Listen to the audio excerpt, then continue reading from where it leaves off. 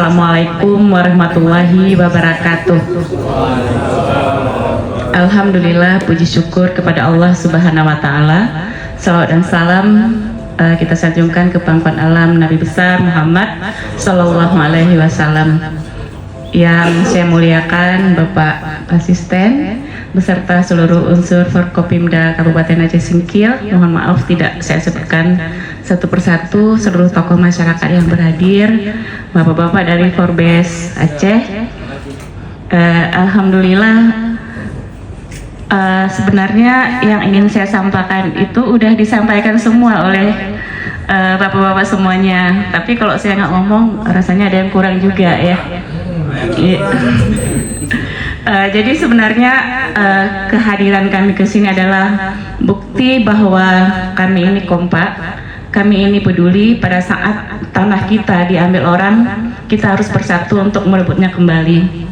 Mungkin selama ini kurang kompak, pemerintah Aceh jalan sendiri, kabupaten jalan sendiri, sehingga semestinya hak kita itu nggak jatuh ke tangan orang.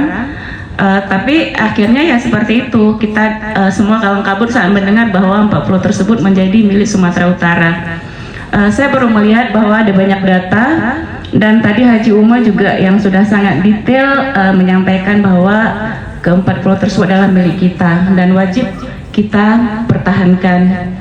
Tadi saya agak sedikit khawatir saat Pak Imawan menyampaikan bahwa Gubernur Sumatera Utara mau ke situ, mau buat bukti fisik ya, prasasti ya.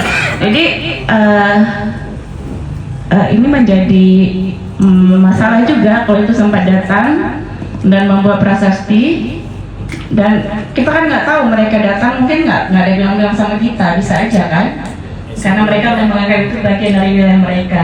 Dan mudah-mudahan kita bisa awas sehingga hal itu tidak sampai terjadi. Tadi juga alhamdulillah Pak Gubernur sudah membuat surat ya, dan mudah-mudahan masalah ini cepat tertangani. Dan saya merasa bahwa dengan masalah pulau ini kita semua bisa lebih kompak lagi ke depannya, sehingga tidak ada masalah-masalah yang seperti ini lagi ke depan. Terima kasih atas waktu dan kesempatan. Assalamualaikum warahmatullahi wabarakatuh.